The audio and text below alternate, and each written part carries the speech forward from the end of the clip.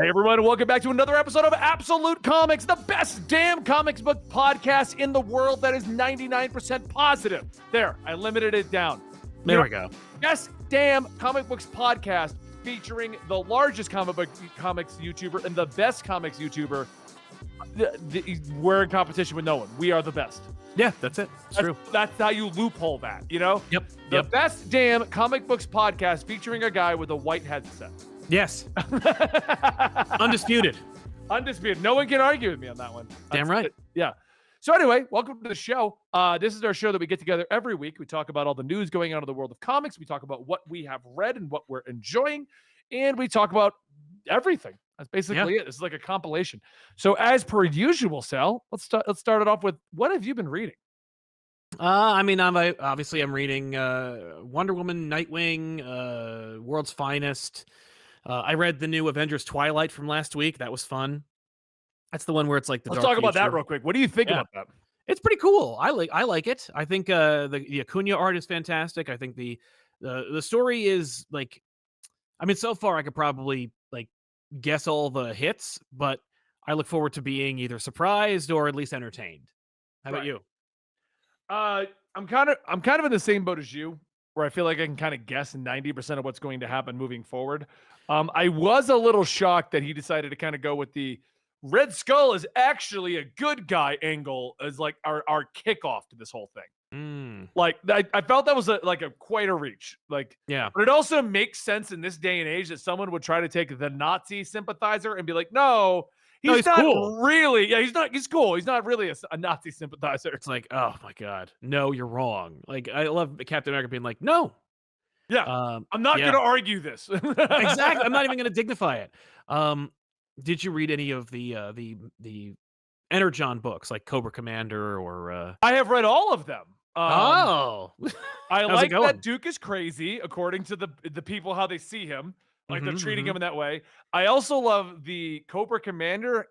Owned the body of Megatron at some point. Yeah, to get tech. It's an interesting way to place it all together. How do you feel about the mixing G.I. Joe and Transformers again? They haven't done this since 90s Marvel's comics. It's true. I'm fine with it. I'm more than fine with it. I like that it's kind of limited. You know, for a minute, you know, I saw, what was it, Thundercats exceeded 175,000 pre-orders or whatever, and I'm like, oh my God, like that's a bully for Dynamite. But for a minute, I was like, man, it's too bad that like Skybound doesn't have all. Just to hype that up, we're going to be talking to the writer of that in 2 weeks. Nice. Yep, I booked all that. We'll be talking to that and the writer for Vampirella. Dynamite wants to get the words out there. Oh yeah, yeah, they do.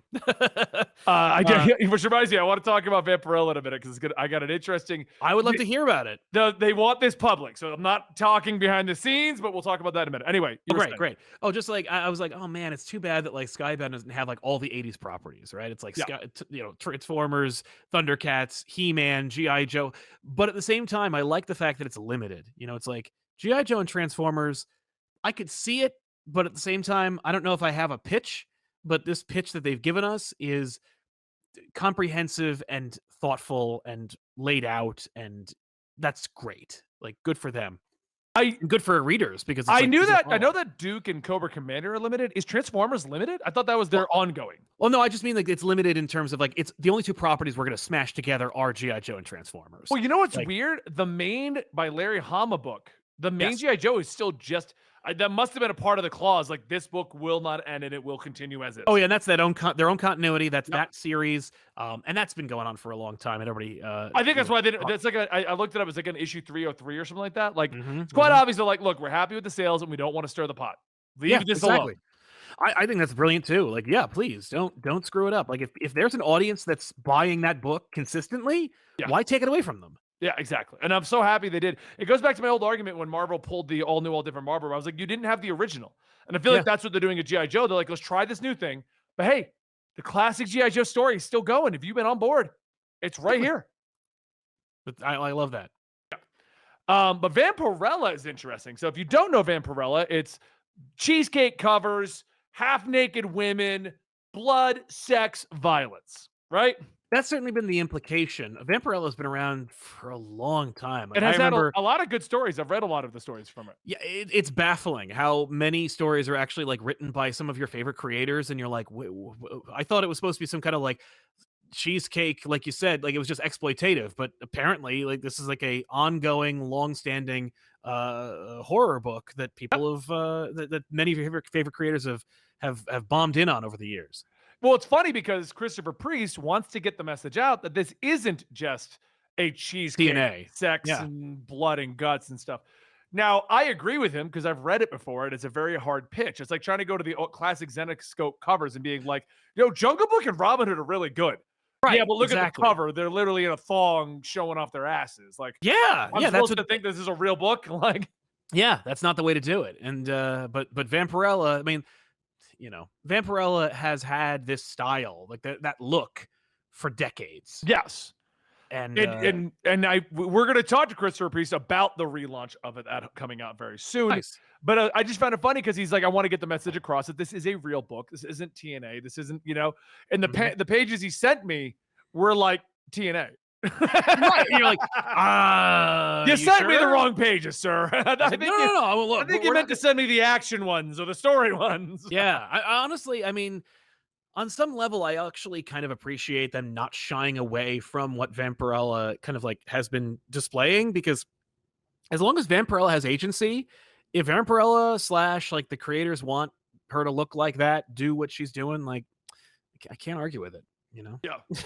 No, I agree. And I've liked Vampirella. Our chat also brought up Witchblade. That's a property I wish would come back. Witchblade, another character. They had a TNT live action series from Witchblade. That's how proven that property was.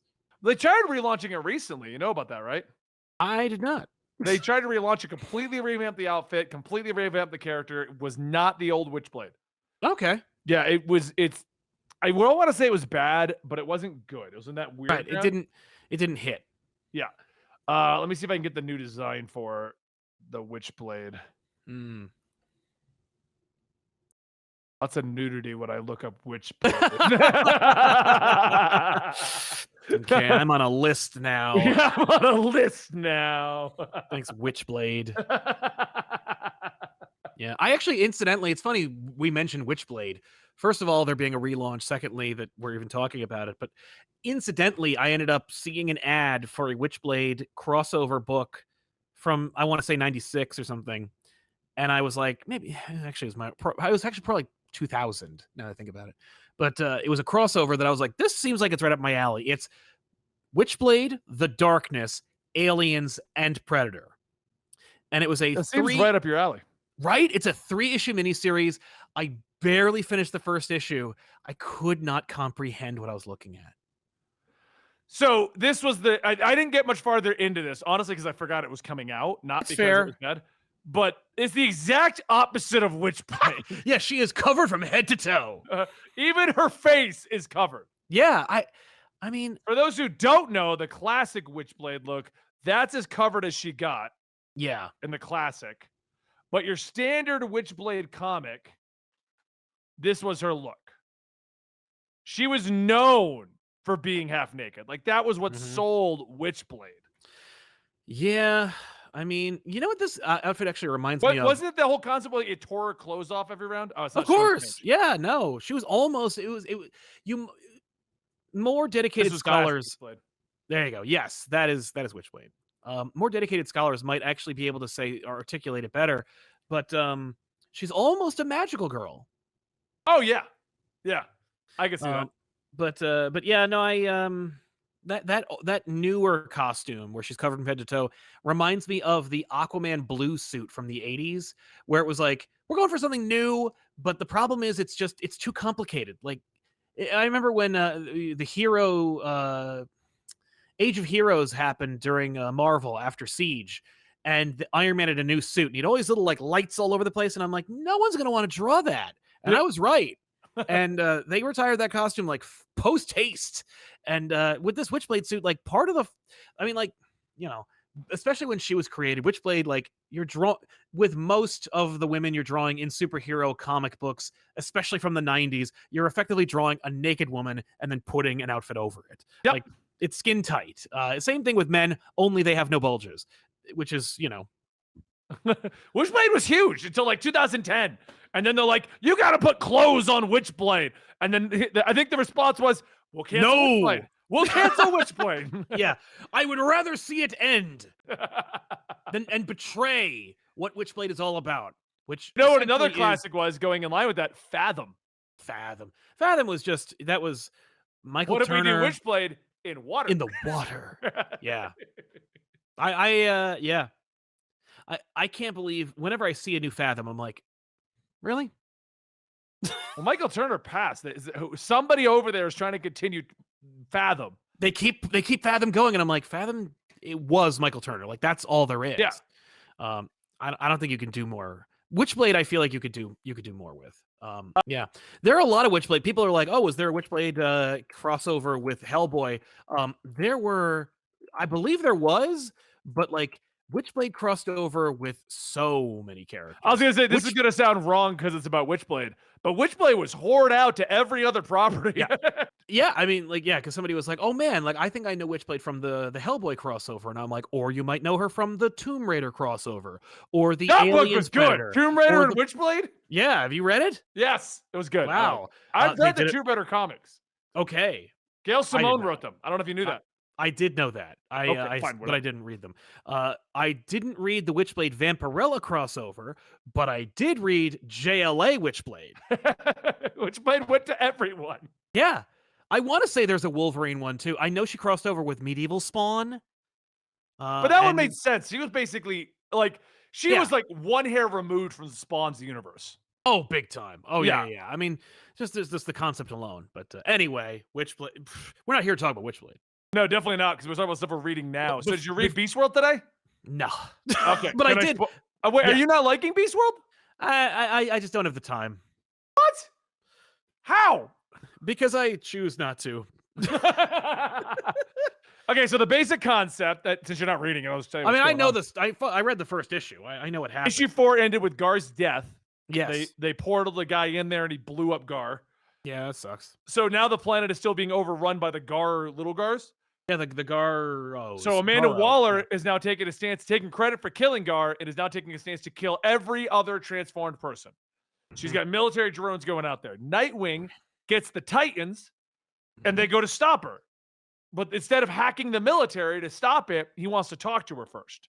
So he goes there. Peacemaker gets into a fight with him, which is hilarious because Peacemaker's like, hey, I don't know why you guys don't wear helmets. And he goes, you know why? And he spins Peacemaker's helmets around and bangs them. That's great. Yeah. But basically, Waller refuses. Waller doesn't want to save anyone. Waller wants the Titans to look bad. So the Titans hack the military. Okay. Stopping all the drones. Because Waller just wants the heroes to look bad so that she can look good. Yes. So we then discover that Dr. Hate, we finally get the reveal of who Dr. Hate is. Yeah, I saw that. Oh, well, then you know who the reveal of Dr. Hate is. I saw the reveal for Dr. Hate. That's it. Which I'm like, so the reveal of Dr. Hate is the evil side of Raven that got loose from the crystal forever ago. Yeah. Okay. You don't like that? No. Why not? You're not really a Titans fan, though. This whole event is not, but I feel like it's just kind of like, I don't know. I guess I expected more. From Dr. Hate? The name's Dr. Hate. Yeah. So what were you expecting? I was expecting it to like be justified. I don't know. I was like, okay, Dr. Hate is just evil Raven. Yeah. All right. I mean, we haven't done an evil Raven story since like the 80s. That's true. That's true. Like evil Raven, I've seen some people be like, oh, we're doing evil Raven again.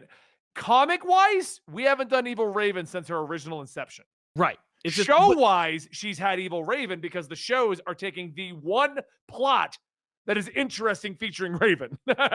yes. I mean, yeah, and they're always threatening to make evil Raven. Like Raven's always like, oh, but if only for temptation I could become evil, my father, meh. And you're like, okay, Raven, but like, please don't. Right. Well, I mean, but that's all they do. They just always go like, don't do it, Raven. Don't do it, Raven. Don't do it, Raven. And she doesn't. But like, it turns out she's been doing it as Dr. Hate. Right. So, and it's written by Tom Taylor. So I'm really enjoying a lot of the things said and happening. Like, I'm surprised you're not reading this. Yeah, I read the first issue. I love the art, and I just was like, maybe I'll read it when it's done.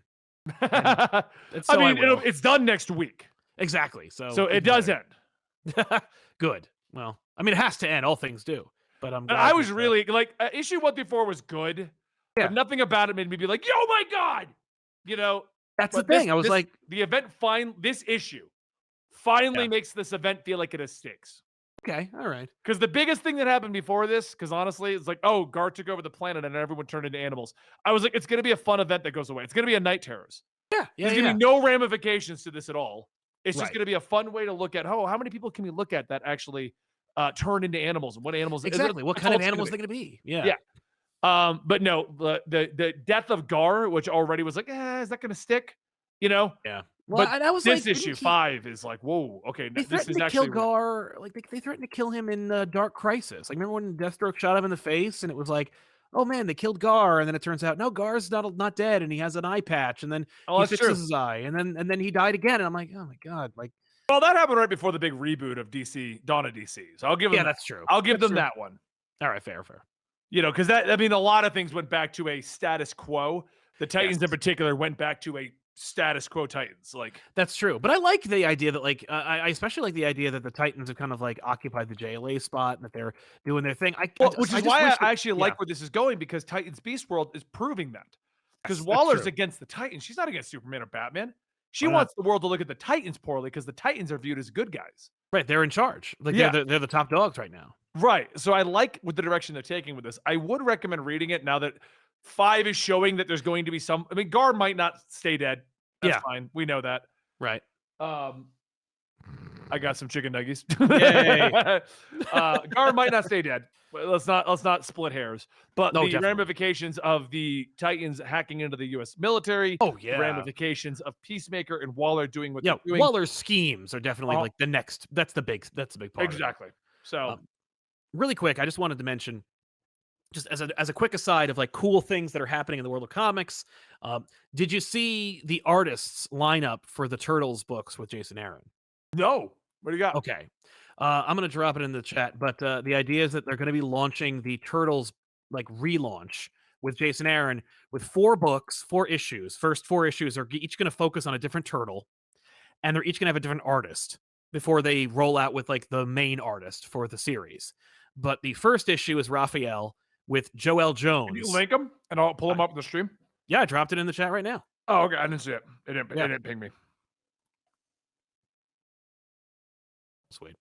It's funny that of all like this episode's just turning into us talking about everything but the mainline stuff. I know. Yeah. That's sick. Right? Joel Jones doing a Raphael book is awesome. The next issue will be Michelangelo with Raphael freaking American Vampire Albuquerque doing a Okay. Michelangelo book. Leonardo's issue 3 with Cliff Chong, who I love. Awesome stuff. And then it's going to round it out with Donatello with issue 4. Ooh, with I Chris like that. Burnham. I like the way that looks. Right? Yeah, it looks Like if I very gotta classic. pick one, I like this one. Joel Jones Mhm. makes it look very like I don't know, like brutal. I guess is a good Yeah. way to like. Well, it's Raphael. It better be. Yeah. Yeah, and the Donatello just looks more cartoony, but It looks not like- all the way. No, it's almost like classic Turtles. I kind of Yeah. love it. Yeah. No, I'm these just are like, good. all right, that's an amazing, and that's a great lineup. It's not like we have one artist you've heard of and a bunch of new people. Like these are Right. top creators in the world of comics working on the new Turtles book. And with Jason Aaron at the helm, I'm like, cool. I'm looking forward to seeing Jason Aaron's version of these characters. And My big problem with this is still the same stance I had before, though. Like, why isn't it a reboot? yeah, because I would love to see Jason Aaron's take on the classic Turtle stuff. Yeah, I feel like- like we're gonna get like it'll feel like a soft reboot, like it'll or a But yeah, soft but you're reboot. still missing key components. They've already It's been like dealt with. Splinter's dead and Yeah. Shredder's dead and Karai's been done to death. And what about Jenica and all the other characters? Like, yeah, Right, I that's what agree. mean. I agree. But I have faith to see what they're going to do. I'm on board to check it out. Yeah. But at the same time, I'm like, what's really going to happen? You know? Right. No, that's fair. But what other topics do we actually have today? I mean, we talked about G.I. Joe, Transformers, Teenage Mutant Ninja Turtles, Vampirella, Witchblade. Yeah, I know, right? And it's like, any Marvel in there? Not what really. what I'm saying though is I think this is right now between Dynamite, IDW, Skybound. This is Yeah. probably some of the most exciting times to be into other books Yes. that don't Non-big fully two books. cross into the independent realm. Exactly. Like, yeah. Yeah. Non-big 2 books.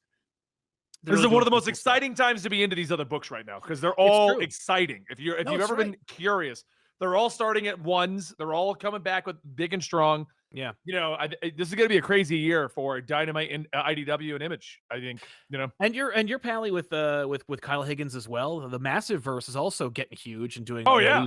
major steps in the world of comics and in the like comic adjacent world, like the card game and the cartoon show. He sent me the card game. I haven't looked at it yet. It's upstairs, but he sent me the card game. Yeah. I'm assuming you got it too.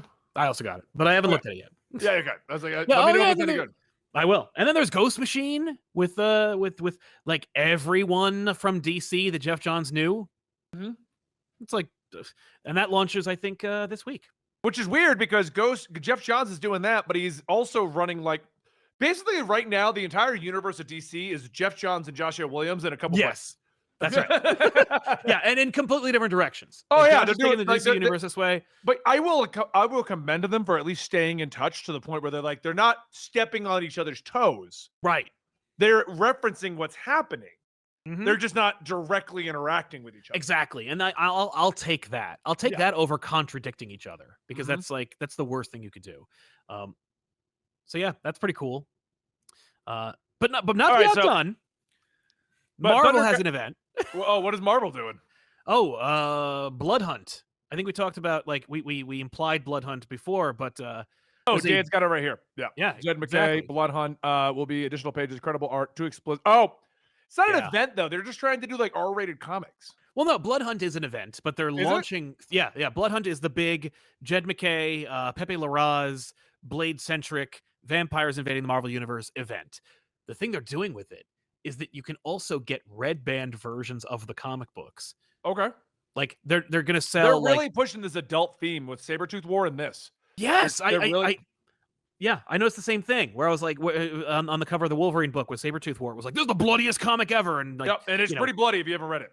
Oh yeah, no, like the words are spelled with human limbs. It's pretty graphic stuff, but not too graphic. And then there was Predator Wolverine, which like was done by 20th Century Comics, which I wish they would just retire. But I loved Predator Wolverine. Me too. It was cool, but it also like I feel like Marvel's really testing the waters of like, all right, you're all saying you're in your 40s and buying these comics. Well, you better if I make them for you. Let's see you. if you're actually in like how old is the demographic now? Let's try this. Fine by me. And like, what a cool idea to make like R-rated versions of the comics. And when I say cool idea, I mean like it's a smart business decision. Like, let's see if we can get two groups of people to buy the same comic book. But what's the deal with Blade though? Like they've been trying to make Blade more relevant since Jason Aaron's run, and now Jason Aaron's Avengers brought Blade in. We already had a Vampire Civil War. Yes. Then they're trying to make him bigger with the daughter. The daughter's now popping up all over the place. And did anyone read the daughter comic that explained who she is? No. She's popping up places now. Yeah. And I don't know who the hell she is other than that's Blade's daughter.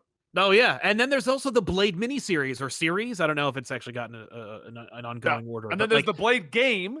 The Blade game. And the Blade movie that'll never happen at this rate. And I think all thanks to the movie. I think that the movie was supposed to be out by now, or at the very least ready to go. And since it's not even written yet, they're just spinning their wheels. But they're like, but we are when Blade shows up, and I think it's all because Hollywood has a very like weird selective memory problem. And for them, like the movie that launched the superhero renaissance in Hollywood was Blade. It wasn't X-Men. It wasn't Spider-Man. It was effing Blade. Blade is and Blade was a franchise where it's like, as long as we don't overspend, we can make our money back and then some. Yeah. Because how expensive could a Blade movie possibly be? It shouldn't be expensive, but Marvel will spend $250 million on it. Marvel will find a way to make a vampire movie. And I promise you, vampire movies, it's one of those hallmarks of B-movie cinema where it's like, we need to make this like a horror bent. Well, then go to the Spirit Halloween, grab a pair of fangs, and we'll make it a vampire movie. Like, it doesn't cost much to do it all. But I think that like, because Hollywood remembers that Blade was a successful franchise until it wasn't. And I think that because... Dude, I like Blade Trinity. I also like Blade Trinity, but it is schlock. But Blade Trinity, right? It's a vampire movie. That's what it should be. It absolutely should be. I mean, like, if you want schlock, you gotta cast Parker Posey, which they did. But like, you got Blade Trinity, which like supposedly tanks the franchise, but then that dovetails into an effing show. Like the show doesn't do any well, but they still made the show. Like they thought there was a viable option. Like I guess it's just Hollywood loves Blade. And I think the comics are like, we got to cash in on when Hollywood decides to actually like light that Blade torch. We Right. want to show up to the party, the bloodbath, if you will. I mean, I'm on board. I'm going to start covering more Blade stuff. I mean, one actor, Why not? Let's see if it I had a works. talk with Rob recently. Rob over at Comics Explained It. He asked, like, because I mean, I've not shied away from it. Comic Historian has gone from being like, we're doing great to we're doing good. We're doing like, I'm not gonna. We're doing Right. Well, I'm not doing. We're doing good. I'm never gonna be like, oh my god, guys, we're doomed. right. I mean, due to a few poor decisions on my end, we've gotten to a point where we had Patreon and stuff. But Yeah. the channel's doing good. Yes. And he's like, well, why don't you care about really getting it back up to the big numbers? And I told him, I was like, I think the big reason is the biggest thing is I don't ever think we're gonna hit the 2018 Endgame numbers again. Yes. And I'm okay with that because it's almost like we won the Olympics and now what do you do? And somebody was like, you would get on a Wheaties box. And I'm like, well, yeah, Exactly. the Wheaties box is me doing what I want to do in Comic Historian. Hence Transformers, hence doing a G.I. Joe book, hence doing Godzilla comics and stuff like that.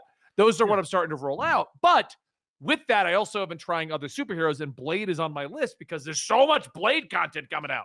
There sure is. Yeah. And there's plenty of Blade stuff you could use. Like like there's a book, Captain Britain and the MI-13, and it stars Blade, but it's British Blade, you know, like original Blade. Blade apparently, until Wesley Snipes, Blade was always a Brit. I did And not then- know that. Yeah, no, Blade, accurate Blade should have a British accent.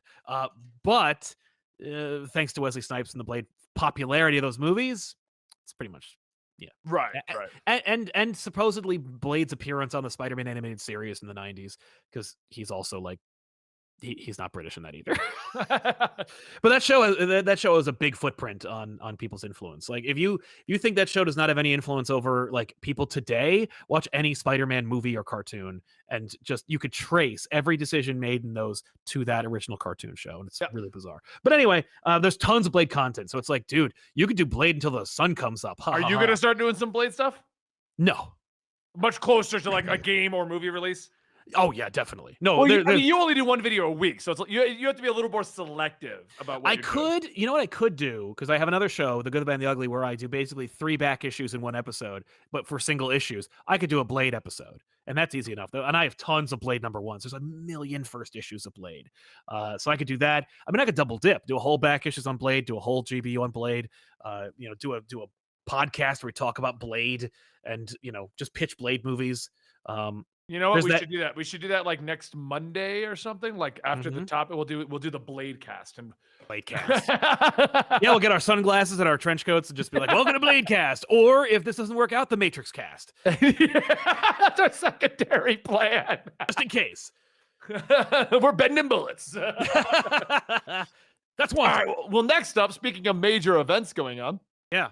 DC is teasing an event 30 years in the making. What? So theories are this is a sequel to 0 Hour that came out in 1994. Yes. Okay. What was the villain in 0 Hour? I can't even remember right now. Was that- Extant. I was like, that's not the one with Parallax. Parallax is the Well, one- actually it is with Parallax. Like, Oh, it's, that the Parallax one? yeah. Well, Extant on all the marketing for it. It's this dude. He's just red. He's got a black mouth. He's like and he's also secretly, I think it's Hawk, but there's Extant, and then it turns out that he is being No, I thought controlled by. Hawk was the Armageddon 2021, He- 2001. That's also Hawk. But that was the event with Wave Rider where it wasn't supposed to be Hawk. That's right. It's supposed to be Captain Atom, but it turned out that like It got retailers leaked. knew. Yeah, retailers found out, and then they told everybody, and then that was the end of it. And so they changed it, like literally the chapter before the last one. Yeah, Armageddon 2001. That was Monarch. Was Hawk. But I think Okay. Extant was also Now you're gonna make me look this up. Hawk. But either way, at the end, Parallax is the bad guy. Like Parallax shows up and he's like, "Hey, I'm gonna change time." Yeah, and make it's it- Hawk. So Hawk just goes Yay. evil in every iteration. Yeah, exactly. Yeah, we need another villain to show up, and he's like, "I've got another." Because Monarch is still is kind of fun looking. Extant is way cooler looking. We need another oddly cool looking original character, only for it to be revealed that it's actually Hawk. We need like a third. The 3 One evil more. Hawks. Yeah, and then it turns out they're all multiversal Hawks. You know what? That makes me think of something. Dawn of DC's brought back a lot of cool stuff. Connor Hawk, and we got we're getting a Shazam book. We got a Power Girl book. Yes. Where's Hawk and Dove? Right. That's a good question. Like Hawk and Dove were popular enough at one point. Yes. We're not even going to try Hawk and Dove again? I agree. Hawk and Dove is especially because there's no shortage of amazing creators today who could do something really cool with it. Like I'd read this at the very least. Why aren't Hawk and Dove? I mean, I guess because one's a guy, but like Kelly Thompson do a great Hawk and Dove book. I'd read a 12 issue. Then they had Hawk's daughter. I think it was Hawk's daughter took over as Hawk. Daughter. That's right. Oh my God! God! You could do that era if you want to have Kelly Thompson do a female team up book. Hell yeah! Or we could do a 12 issue mini by Tom King where they're sad but it looks great. 9-panel grids. Always said anyway. Yeah, that's true. They are the last significant thing I remember Dove being a part of. This is going to sound weird.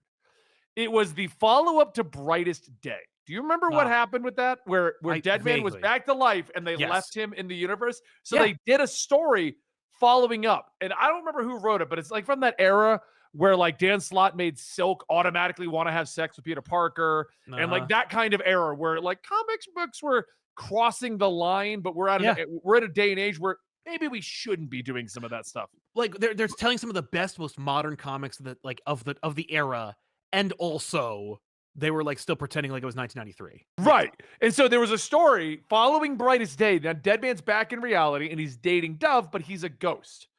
So he was possessing people's bodies to have sex with Dove. Oh, that's a problem. Yeah, well, she brought that up. That's a problem. You need to stop doing this. But I mean, it takes two to tango. Yeah, I was gonna say, but didn't stop it from happening until like so far into the relationship where she's like, "Oh, I can't do this anymore." Yeah, like that's fair. And that was the last like Dove moment that I remember. That was the book was on her and Deadman, which was the weirdest book idea ever. That's a weird combo. I mean, well, because Dove is technically like the guardian of light or something. Like she's super important. Like she's cosmically he was attached. Yeah, she was super important, and she was attached to the White Lantern, and he had gotten the White Lantern powers. Yes, which is how they ended up together. Okay. Yeah, we should bring them back. Champion Hawk and Dove. Hashtag Hawk and Dove. But so the question comes down to: do we want Dawn, like Dawn, Dove, and Hank? Oh, do we want Hank and Donna? Was that her name? I don't recall. But okay, so it was Dawn, D-O-N, and then Dawn, D-A-W-N. Okay. Or do we want Holly Granger? Oh, she wasn't. She's Holly Granger is actually whose daughter is she? I think she's just sisters of Dawn. Oh, so the two sisters. Do we want the two brothers? Why honestly, do I know this much about Hawk and Dove? I don't know, but it's fascinating. I'd take both. I take the sisters. Honestly, I think that'd be kind of fun. It's probably a more solid pitch, but I think the sisters would sell better. I think so too. So like the Hawk and Dove just has such a great history. I'd love to see them come back. Yeah, I mean there is that there's that Fire and Ice book, so proving that somebody wants it. Somebody wants something like that. I mean, come on, let's go, Hawk and Dove. Yeah, but this 30 years in the making, I'll put it out there right now. I mean, like people are thinking it's Crisis in Time. I'll say it's a sequel to Bloodlines. Which one's Bloodlines? Oh, man, Bloodlines. Bloodlines was an annual event that was aliens that represented the 7 deadly sins come down to Earth thanks to the Legion 97 or whatever. They suck your spinal fluid to survive, and then for a certain subset of people, the people whose spines they suck, it also ends up giving them superpowers. And so there was an entire team of characters invented as a result. You remember how the Dark Matter universe came up, where it was like, here are all these new characters thanks to Nth Metal or something. DC did that same exact thing, but in 93 or 94 with Bloodlines, where it was like aliens are sucking people dry and random people are also getting powers. And so every annual introduced a new hero because they got sucked by some alien. And of course the theme of the event was that it sucked. And so a lot of sucking off going on. It was a lot of sucking, let me tell you. So then at the end, all the aliens merge into one big gross alien, and then the heroes all have to fight it, and the New Bloods show up, and because they have their powers from the aliens, they have more of an adverse effect against it. It's super weird. All that I remember, I remember all of it, but the thing I liked about it the most was 2 things came out of it. One, Tommy Monahan Hitman came out of it, Okay. who's really awesome. That's just Garth Ennis' self-insert character in the DC universe. And the second is a character that they have egregiously besmirched, called Razor Sharp. Razor Sharp was a hero. No, Razor Sharp was an anarchist hacker as part of a group of hacking anarchists called, I believe it's the Razor Bats. I don't remember. Anyway, it doesn't matter. She gets sucked, and so now her arms can turn into T1000 arm blades. That's it. Okay. You know what that Super- reminds me of? Do you remember this game that they came out with? I don't remember the name of it. Maybe you'll probably will. The Marvel fighting game where aliens Rise came the down. Imperfects. Yes. Which was basically the same concept. Yes. Marvel Nemesis Rise of the Imperfects. Yes, I do. I wish I never played it. I always wanted to play that game. I guess I could now. I'm sure I could play it like You're an streaming on adult now, Sal. You can just go get it. Yeah. What system would I play it on? Well, while you discover what system you need to play that on, I'll look up the next topic. Thundercats #1 by Dynamite has been pre-ordered for 170,000 copies. It might be attributed to Rob Liefeld doing a special variant cover, but either way, the return of the Thundercats is going to blow up. We have that planned out. Let me see if we've got a response on the email while we're here. Might as well, right? Why not? We'll talk more about Thundercats there. Lastly, we have DC announces a new creative team with Josie Campbell and Emanuela Lupercino for Shazam 10, taking over the departing Mark Waid and Dan Mora. Isn't explicitly stated why. Waid and Mora are leaving the title, but it's no surprise that Campbell will be taking over Shazam after their mini-series in 2002, The New Champion of Shazam, featuring Mary Marvel. So I think we all know the Shazam family member will probably be a sizable role in the new direction of the comic. Give up. I'm just throwing it out there, DC. Give up on Shazam. You have been trying to make Shazam a successful comic ever since the first movie succeeded. Yes. Just stop. I've never met anyone that is like, Shazam is where it's at. You know, like, I love Shazam. I love the concept of Shazam. I love him in the new Godzilla book. Yeah. Just give up. I will go so far as to say I don't like Shazam. I've never cared about Shazam. I didn't care about him when he was Captain Marvel. I didn't care about him when he's the Captain. I don't care about him as Shazam. I don't care. I don't care about his powers. I think he's boring and uncool. I don't care about it. I will say I read pretty much every issue of Shazam written by Mark Waid with art by Dan Mora because Mark Waid and Dan Mora are a powerhouse. If you were interested in that book, but only because of that creative team, go read Batman Superman World's Finest because it's the exact same team and they're crushing it. Yeah. I like Shazam in as much as I like him as part of the pantheon. I don't want to see him go away. I don't want to see him die. I don't want to see him retired or sold off. But like, honestly, you know what's funny? Because like Shazam is essentially a Superman ripoff. Like that's why he exists. That's why he exists in the world. That's why he exists in DC, because DC sued him into oblivion and now he's a member of their family. And the Shazam family, there's a rich history in there. And if you want to go deeper, you could even find like a rejected Alan Moore pitch called Twilight of the Superheroes, which is all about Shazam for some reason. And you could really go like off, you know, into La La Land looking up Shazam lore and I know that Shazam appeals to a certain type of comic book reader / fantasy fan. I get it. You know, there's a family involved. There's magic. There's mysticism. There's like I just don't totemic. think they know what to do with him beyond that. I love the concept. The Shazam family, the Shazam. I like him. I loved him in Injustice. I love him in the Godzilla book. When done right, Shazam is great. When Mary Marvel's done right, she's done great. But these pitches they're taking are just not selling me on Shazam. I didn't jump on the Mark Waid run. I read the Jeff Johns run, and I'm like, oh, we're going into like a fantasy world thing. Like, I lost interest. I just lost interest. Like, I have never heard a Shazam pitch I've liked. I've literally never heard one that has made me want to read Shazam. I read the Mark Waid one because I was like, I have to see this. I have to see if they can achieve it. And honestly, it was good for what it was, but it wasn't engaging enough for me. Like, I don't care. I don't care about Shazam. I'm just not there. And I think the fact that he's like a Superman derivative, but, you know, I mean, obviously he's had like 80 years to cultivate a new following, a new audience, and a new complete like world. You know, he is, I think today, no more of a Superman ripoff than like he is less of a Superman ripoff now than he ever was, right? Like he is his own character with his own mythology. I think that's the fair. best time would have been Dark Side War, where they literally like, okay, your gods are gone. Here's brand new powers. Right. Like that to me was the best direction to go with Shazam. Because the issue I do run into is just like he's just Superman. Yeah. Like if I want Superman, I gotta be Superman. Because nobody leans into the fact that Shazam is a kid. No one really leans into that. Well, because like, what is that? You know, it's a what do you weird do power with that? fantasy. Yeah. I would sell him to Marvel. Just sell him to Marvel. Marvel has a Superman now. Well, they have Hyperion and Centurion have flumbled both of those. Yeah, Marvel doesn't know what to do with a Superman, but like maybe with the history of the Marvel character, plus like the fact they can call him Captain Marvel again if they did. You know, I don't know. I just like I feel like DC has proven they just don't know what to do with this character. And that's the point I'm making. It's not that I dislike Shazam. Unlike you, I actually like Shazam and the family. And I thought the first movie was great. Still haven't seen the second movie. It's not bad. Like it's not garbage. I've seen it. It's as fun as the first movie. Yeah. So I don't know. Like I don't know. I just feel like let him cool off. Yeah. Let the book die out for a little while and then come back strong. He does need to go away for a while. Like Shazam. Bring back Hawk and Dove.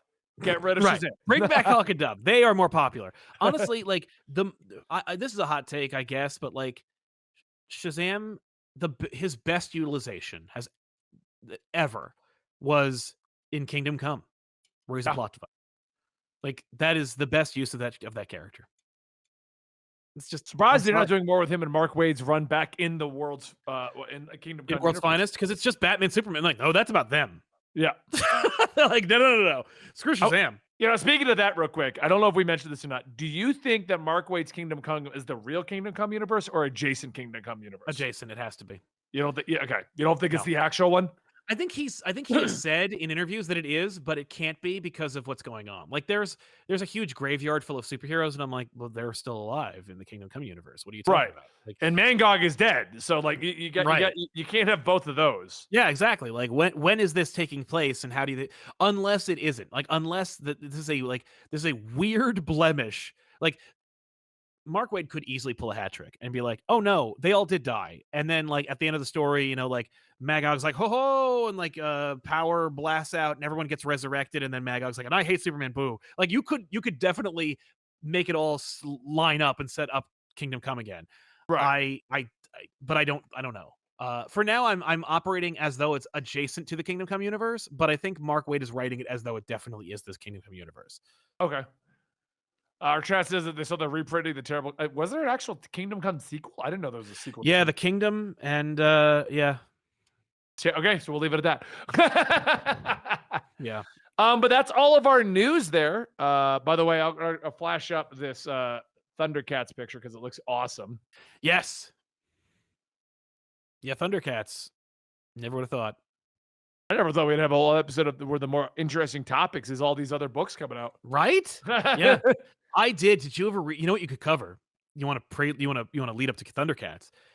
Image did a Thundercats book. And I wouldn't lead up though. We got to start strong with Dynamite's Thundercats. Good, because Image's Thundercats sucks. I was never a big Thundercats kid, so I'm interested to see this one. If this could sell me, if this could sell me without the nostalgia. Yeah. Like Transformers and G.I. Joe, I'm a kid for that stuff. You know, like so you got me because they're good, and then you know I liked it already. So yeah, that's fair. No, I liked it, but I wasn't like a big fan. Understandable. Yeah, I had the action figures. Yeah. But all right, well, we're out of topics, so we're going to call it here for the day. Thank you guys for watching today's episode of Absolute Comics. We'll be back next week on Tuesday at 5 p.m. Eastern with another show, talking about everything going on in the world of comics and everything happening and all that other stuff. Stick around if you want to ask us a few questions. We normally hang around 5 minutes after the show to chat with you all. And if you want to watch it live next week, it's at twitch.tv/comicstory and every Tuesday at 5 p.m. Thank you so much.